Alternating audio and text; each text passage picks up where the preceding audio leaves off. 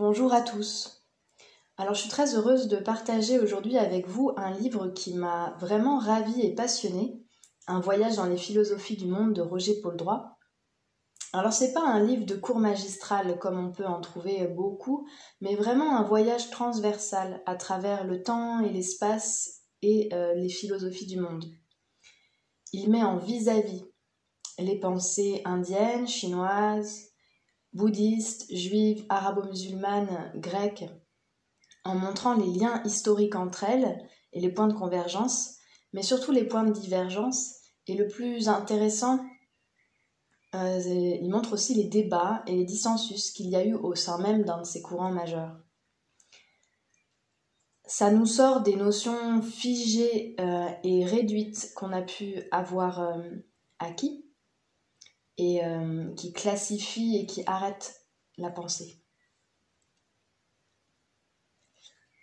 Notamment avec le New Age ou ce que j'appelle moi la néo-spiritualité, qui ont emprunté, qui ont puisé dans de nombreuses rivières de spiritualité, mais sans considérer la source forcément, sans avoir conscience de toute la dimension philosophique qu'il y a derrière, ni la pluralité des interprétations. Alors c'est à la fois très intéressant la spiritualité d'aujourd'hui, mais il y a cette limite-là qu'il faut mettre en évidence. En fait, c'est un ouvrage qui déconstruit. Et moi, j'aime beaucoup déconstruire la pensée. Je pense vraiment que c'est un enjeu de notre siècle. Si on veut réellement réaliser un changement, sans refaire finalement la même chose avec des nouveaux concepts polis. Si on veut vraiment opérer un changement, ça me semble intéressant de déconstruire pour pouvoir reconstruire, refonder complètement notre manière de penser et d'intégrer tous les éléments de connaissances qu'il y a dans le monde. Sans les simplifier, sans les réduire. Et puis, c'est un livre, à mon avis, je prends la responsabilité de cette vision-là, qui montre ou qui murmure à quel point il est temps que les penseurs occidentaux, scientifiques ou autres, remettent en question leur dogmatisme et leur snobisme, qui consiste à considérer qu'en dehors de leur structure de pensée, leur paradigme, tout le reste est non valable pour élaborer une vérité, quoi. C'est un livre, à mon sens, qui remet de la vie et du mouvement dans notre pensée, de la créativité aussi. Et j'espère que vous le ressentirez par les différents extraits que j'ai choisi de vous lire.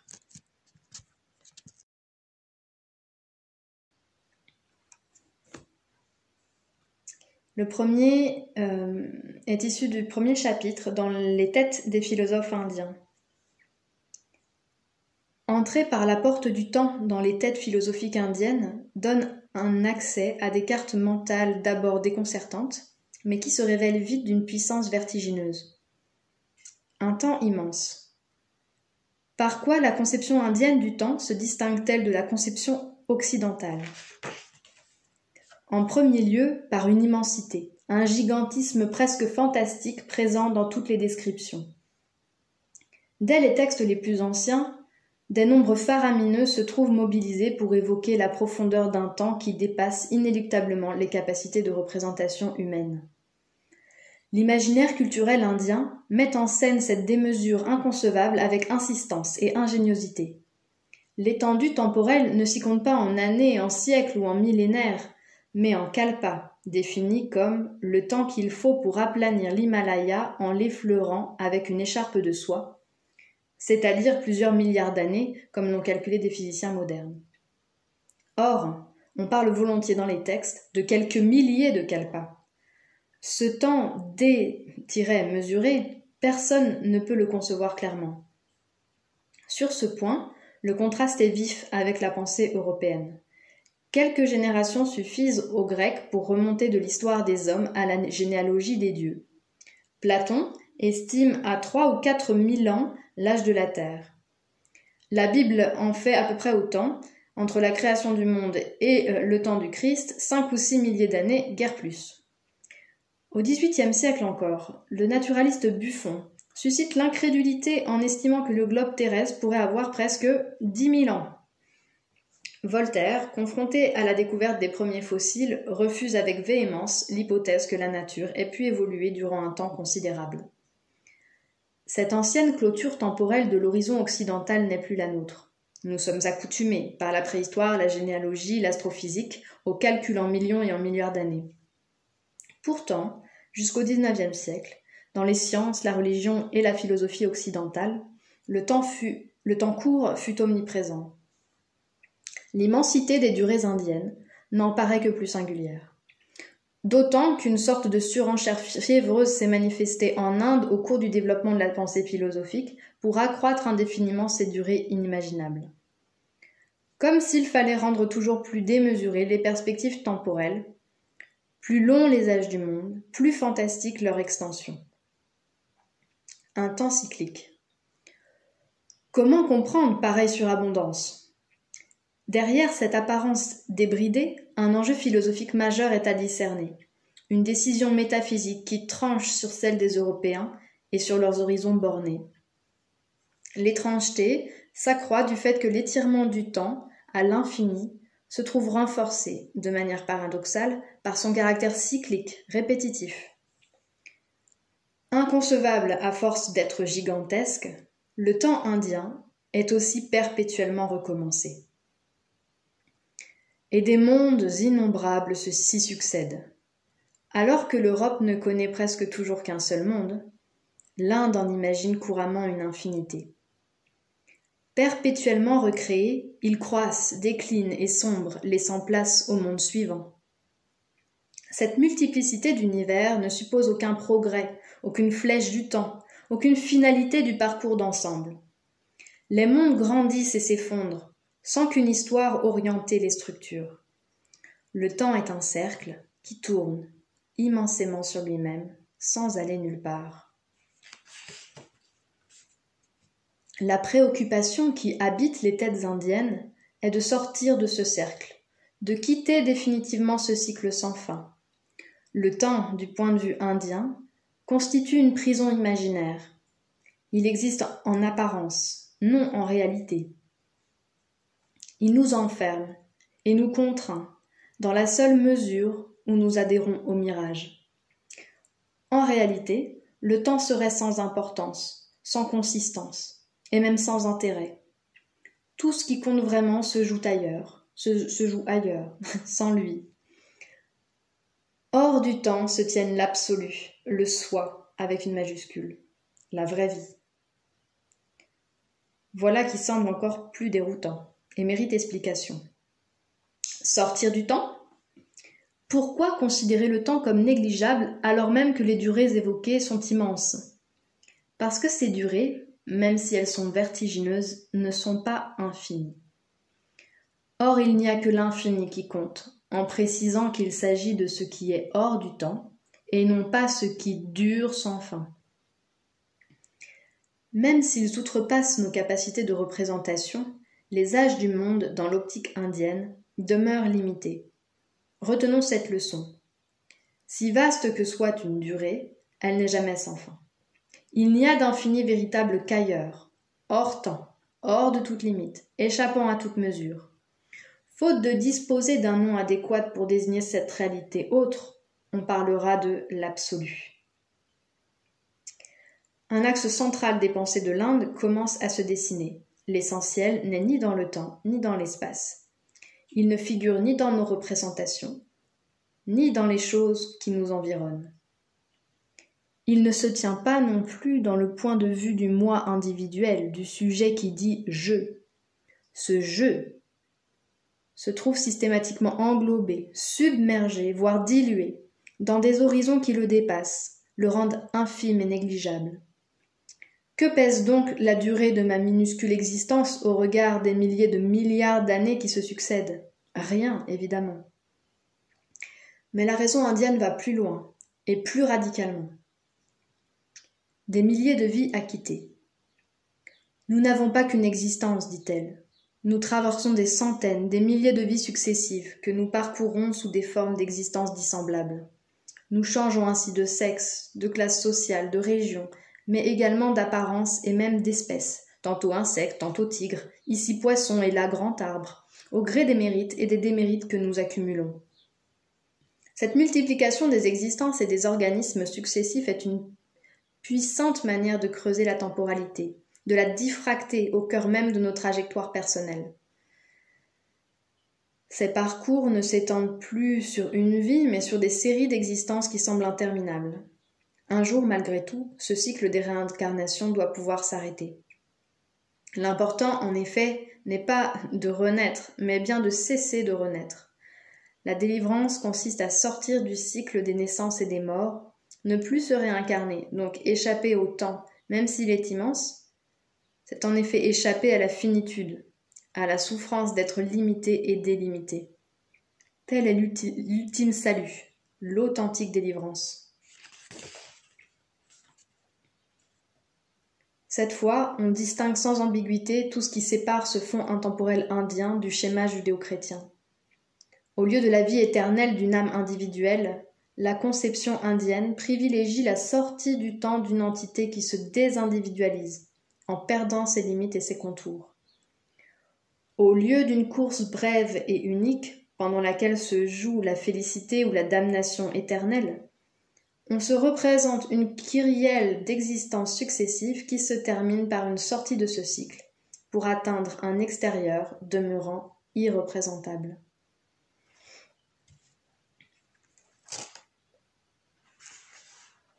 Alors, le deuxième extrait que je viens de perdre.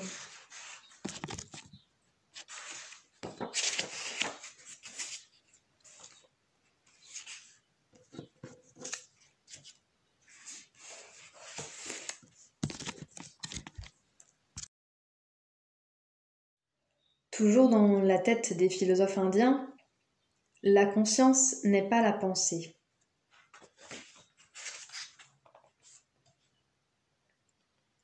Comment opposer conscience et pensée? La conscience est silencieuse et infinie, la pensée bruyante et circonscrite. La pensée est dispersée, fluctuante, versatile. La conscience est rassemblée, stable, immuable. La pensée s'active, construit, représente, tâtonne. La conscience est tout entière, sans travail ni activité d'aucune sorte, pure présence à soi. Sortir du temps consiste alors à quitter la pensée pour rejoindre la conscience. La pensée sépare, individualise, opère des tris, sélection, opposition. La conscience abolit les barrières, toutes les clôtures et catégories. La pensée s'arrime aux mots de la langue, la conscience s'en détache. Si étrange que cela puisse paraître, le mouvement le plus profond et le plus constant dans la pensée indienne consiste bien à abandonner la pensée pour la conscience. Les méditations, les exercices de concentration, de silence et de souffle visent à désinvestir le chaos bigarré de nos pensées, mots, émotions, désirs, attentes, afin de ne laisser émerger, derrière ces flux temporalisés, que la pureté intemporelle de la conscience, cosmique, illimitée, inaltérable.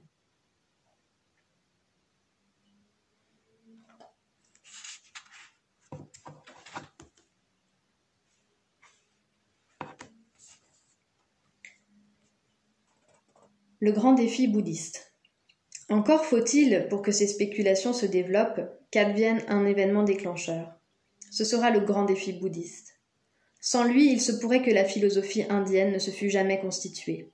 En tout cas, sûrement pas avec le sens de l'argumentation et la subtilité dialectique dont elle a fait preuve. Ce qui saute aux yeux, en effet, n'est qu'on s'immerge dans les traités philosophiques de l'Inde classique. Okay.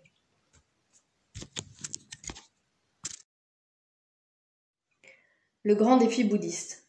Encore faut-il, pour que ces spéculations se développent, qu'advienne un événement déclencheur. Ce sera le grand défi bouddhiste. Sans lui, il se pourrait que la philosophie indienne ne se fût jamais constituée. En tout cas, sûrement pas avec le sens de l'argumentation et la subtilité dialectique dont elle fait preuve. Ce qui saute aux yeux, en effet, dès qu'on s'immerge dans les traités philosophiques de l'Inde classique, c'est l'omniprésence des distinctions conceptuelles et des démonstrations, toutes destinées à réfuter les erreurs des adversaires. C'est la pugnacité des joutes, controverses et autres tournois entre adversaires aux théories opposées. Or, ce raffinement intellectuel ne s'est pas construit seul, il s'est élaboré en raison d'une dissidence interne, survenue au cœur de la pensée indienne. La doctrine du Bouddha, bien que née en Inde et nourrie de culture indienne, est entrée en conflit ouvert avec l'héritage du brahmanisme. Au sein de la culture indienne, le Bouddha et ses disciples vont être considérés durant des siècles comme des dissidents qu'il faut ramener dans le droit chemin. On trouve évidemment toute la gamme des attitudes, depuis ceux qui considèrent les bouddhistes comme des ennemis diaboliques, adversaires à éliminer, dangers à éradiquer, jusqu'à ceux qui tentent de les rattraper, de les contenir dans la perspective commune en soulignant qu'ils ne sont éloignés qu'en apparence des thèses fondatrices du brahmanisme. Quoi qu'il en soit, une chose est sûre, ce sont les objections des bouddhistes qui ont conduit les brahmanes à aiguiser leurs répliques, donc à préciser leur doctrine. Et c'est en raison de ce conflit interne que se sont constitués les systèmes philosophiques orthodoxes. C'est pour tenter de le résoudre qu'ils se sont peu à peu sophistiqués et perfectionnés. Ce moteur essentiel est encore trop souvent méconnu. On imagine à tort un développement spontané et autonome de la pensée brahmanique et une croissance indépendante de son côté de la pensée bouddhique. Ce ne fut pas le cas.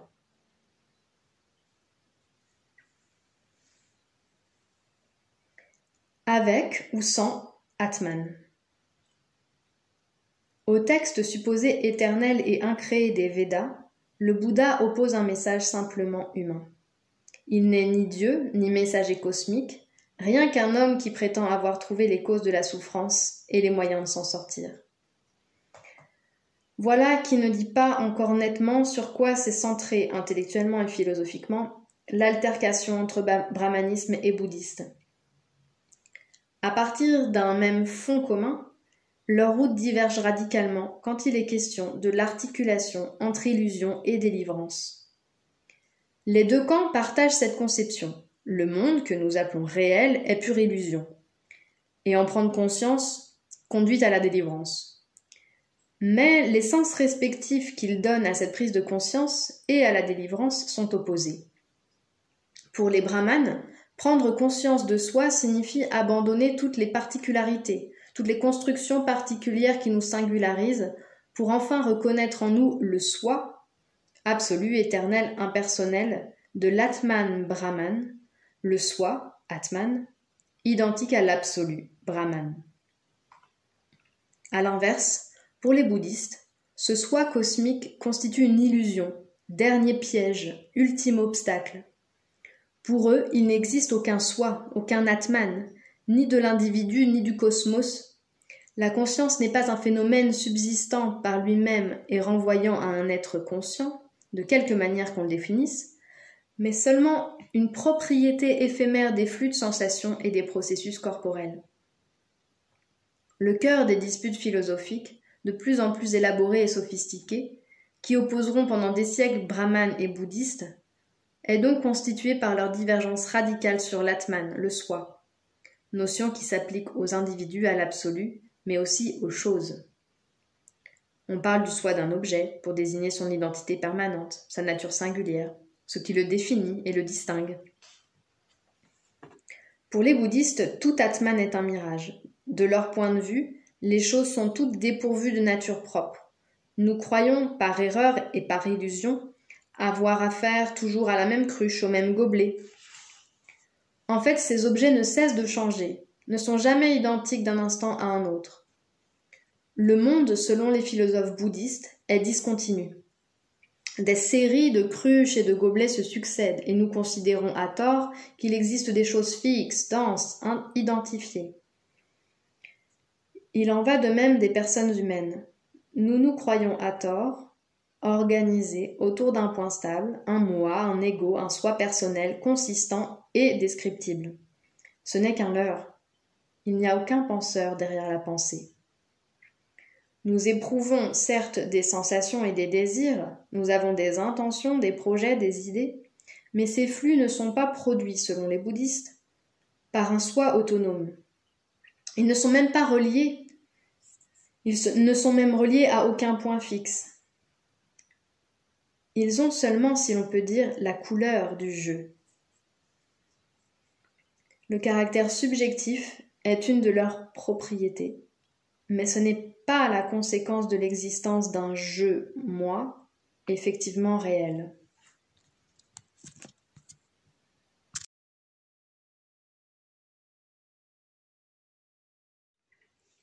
Pourquoi la Chine n'est ni la Grèce ni l'Inde? Dans le chapitre « Dans les têtes des philosophes chinois ». Entre ces tournures de pensée chinoises et celles qui sont issues de la Grèce antique, on remarque que l'écart est considérable. Du côté grec, le fixe et l'immobile ont été privilégiés. La raison, en permettant d'accéder à des idées supposées éternelles, est censée rendre possible, d'un même mouvement, une maîtrise de soi et une maîtrise du monde. Grâce à la rationalité, l'action humaine est jugée capable d'imposer à la nature ses propres plans. La vie du sage grec est tout entière contrôlée par la raison, qui impose son ordre au désordre des sensations, des sentiments et des passions. La victoire, sur soi-même, sur la nature, sur un ennemi, revient toujours à plier une matière selon un plan qui lui est extérieur. Il en va tout autrement du côté chinois, où le changeant, le fluent, le mobile occupe le premier plan. La tâche de la raison est de discerner ces processus de changement qui ne dépendent pas d'elle, de comprendre les transformations à venir le plus précocement possible. L'action humaine a pour ambition de s'insérer aussi finement qu'elle le pourra dans les transformations de la nature. La vie du sage consiste cette fois à épouser ces changements, à se fondre dans le cosmos, non à lui imposer quoi que ce soit. L'ordre qu'il convient de suivre est fourni par le monde. Il s'agit de se transformer soi-même pour le suivre harmonieusement, en aucun cas de le façonner selon nos conceptions et volontés. L'idée de vaincre la nature n'a pas lieu d'être.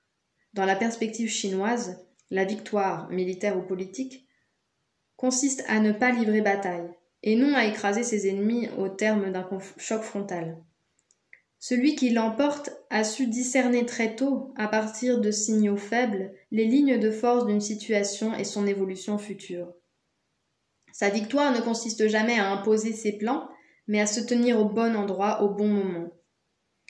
Toutefois, il serait encore trop simple de croire que le modèle grec met l'accent sur l'action et le modèle chinois sur une sorte de passivité.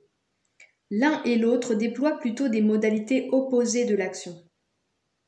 De manière évidemment diverse, les gréco-européens développent une même approche volontariste. Ce qui est entrepris vise à forger une réalité nouvelle, qui se trouvera ajoutée au monde par l'intervention humaine. Au contraire, les Chinois, de plusieurs façons, ont en commun de vouloir faire coïncider leur comportement avec l'ordre préexistant du monde.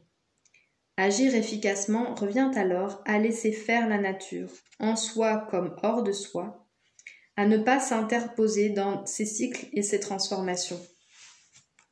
Ce non-agir ne s'atteint que par un travail particulier de désinvestissement des élaborations mentales erronées, qui se révèlent non seulement inutiles mais néfastes. En constatant cette propension à la fusion avec la nature, qui n'appartient pas au monde grec, il paraît tentant de rapprocher horizon indien et horizon chinois. Il semble en effet que le sage chinois s'efforce d'effacer les contours de son individualité, comme le fait de son côté le sage indien.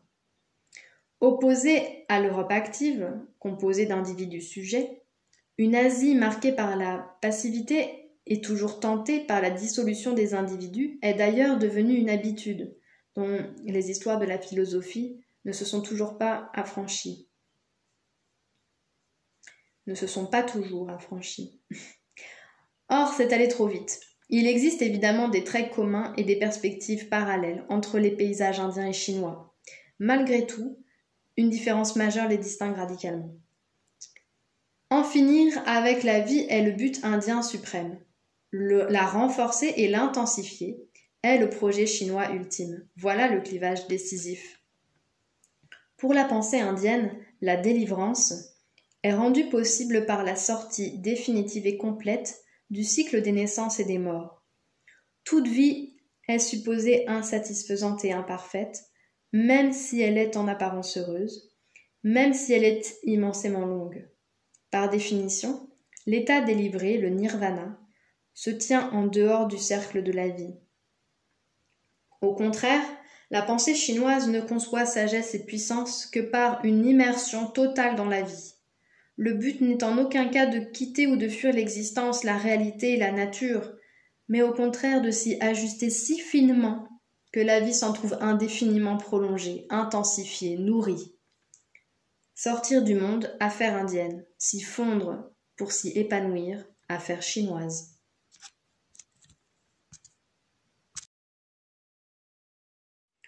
Dans le chapitre Dans la tête des philosophes bouddhistes, à propos de Dogen et Shobo Genzo, désolé pour la prononciation.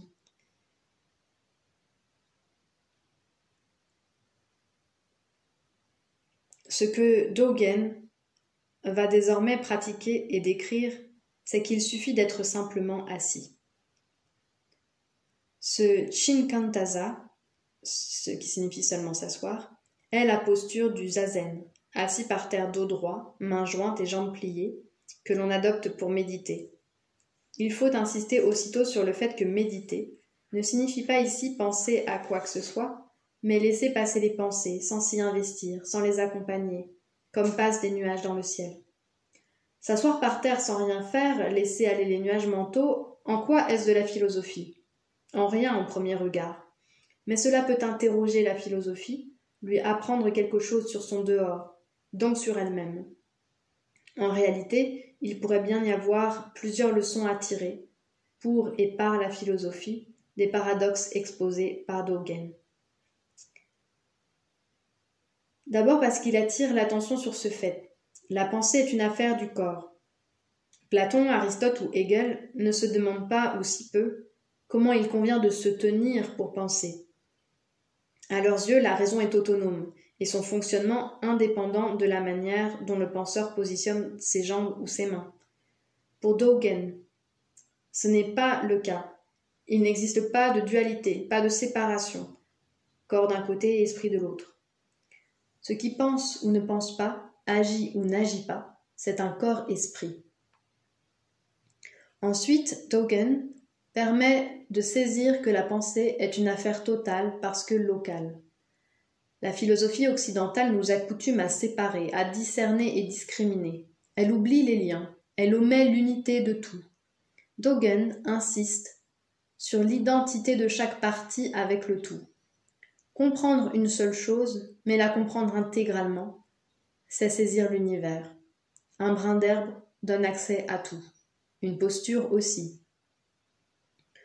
Enfin, la pensée selon Dogen se révèle une question d'instant, donc hors temps. Chaque moment est hors temps, voie d'accès à l'éternité, à ce qui est là déjà, depuis toujours, et sera encore à jamais. Chaque instant est également en même temps, si l'on ose dire, inexistant, déjà passé, évanescent, évanoui, aussitôt qu'advenu. Tout cela serait encore facile, relativement, si l'exposé de Dogen prenait la forme ordonnée et classée que je viens d'adopter à sa place. Or, ce n'est absolument pas le cas. Au contraire, son œuvre maîtresse, le Shobo Genzo, est une compilation d'une centaine de textes sans ordre apparent, sans plan discernable, et même sans objet vraiment thématisé. Ces textes, rédigés dans une langue très dense, aux formules souvent elliptiques, se contredisent allègrement les uns les autres. Pire encore, les contradictions éclatent d'une page à une autre, d'un paragraphe au suivant. Il est fréquent qu'une seule et même phrase dise ceci et son contraire. Comment et pourquoi pareil livre, si c'en est un, a-t-il traversé les siècles, suscité d'innombrables traductions, retenu l'attention de générations multiples à travers le monde entier? Pour le dire autrement, en quoi un texte aussi décousu, sans début ni fin, voire apparemment incohérent, peut-il donc bien intéresser la philosophie? Là se trouve un point important qui concerne la relation entre la rationalité et la réalité. La philosophie se tient du côté de la rationalité, cela va sans dire, mais elle en tire la conséquence que ce qui est irrationnel n'est pas réel. Dans notre esprit, dans nos phrases, un cercle carré ne peut pas exister. Et nous en concluons philosophiquement qu'il n'existe pas non plus dans la réalité. C'est exactement ce que Dogen conteste dans le sillage d'une conception bouddhiste fondatrice. Mieux ou pire, comme on voudra, il suggère que c'est en fait du côté de la réalité que nous vivons, en expérimentant cette réalité localement entièrement, avec notre corps-esprit, par instant éternité, et que notre raison n'en peut saisir grand-chose. Déconcertantes et sublimes, les pages du Shobogenzo constituent donc une entreprise impossible, mais à tenter indéfiniment, indiquer avec des mots, des phrases, des pensées articulées, ce qui constitue la réalité, qui est sans mots, sans phrases, sans pensées articulées. Les affirmations contradictoires et les énoncés paradoxaux de Dogen prennent place dans le droit fil d'une posture bouddhiste originaire. Désigner le silence avec des mots, pointer le réel où nous vivons et son irrationalité avec les outils de la raison, en les retournant contre eux-mêmes pour les paralyser. Il en va de même avec ces devinettes apparemment absurdes, loufoques, sidérantes, que l'on nomme des koans. Mais je vous laisserai découvrir les koans, c'est très, très intéressant. Et je suis désolée de sauter beaucoup de chapitres pour en arriver à la conclusion et vous lire les dernières lignes. Reste le conseil le plus important, simple à formuler autant que difficile à suivre. Évitez le double piège de l'autre et du même. C'est-à-dire, ne croyez pas que les philosophies du monde sont tout à fait différentes de celles qui sont enseignées, légitimées et labellisées dans les cours, les revues et les départements de philosophie. Mais ne croyez pas non plus qu'elles soient absolument semblables, rigoureusement identiques. Car si vous n'y prenez pas garde, de chaque côté, une impasse symétrique vous attend. L'impasse de l'autre risque de vous faire penser que ceux qui réfléchissent selon des voies différentes, dans des contextes dissemblables, ne sont absolument pas philosophes. Parce qu'ils ne le sont pas comme nous, ils ne le seraient pas du tout. Ils se tiendraient dans une sorte d'altérité radicale, à un dehors de la philosophie, au seul motif que le paysage où ils avancent n'est pas configuré comme celui qui nous est familier. Peu importe qu'ensuite ce dehors soit considéré comme inintéressant ou comme menaçant, peu importe qu'il soit diabolisé ou cartographié, il constituera l'impasse du non philosophique. L'impasse du même peut vous conduire dans le piège inverse, en vous faisant juger que les autres pensent tous identiquement à nous, que la philosophie existe universellement, dans une similitude parfaite qui permettrait un accès facile, de plein pied, sans distorsion, à toutes les doctrines qui d'emblée seraient toutes pleinement philosophiques. Cette identité imaginaire fera négliger les discussions majeures entre les langues, les époques, les contextes et les processus de pensée. Cette fois, l'impasse du tout philosophique vous fera rater les singularités. Finalement, ce qu'il convient de garder en tête, d'appliquer patiemment au cas par cas à chaque parcours, c'est que les philosophies ne sont jamais ni tout à fait autres, ni tout à fait les mêmes. Ainsi voyage la pensée. Merci de m'avoir écouté et j'espère que ça vous a plu autant qu'à moi. À bientôt.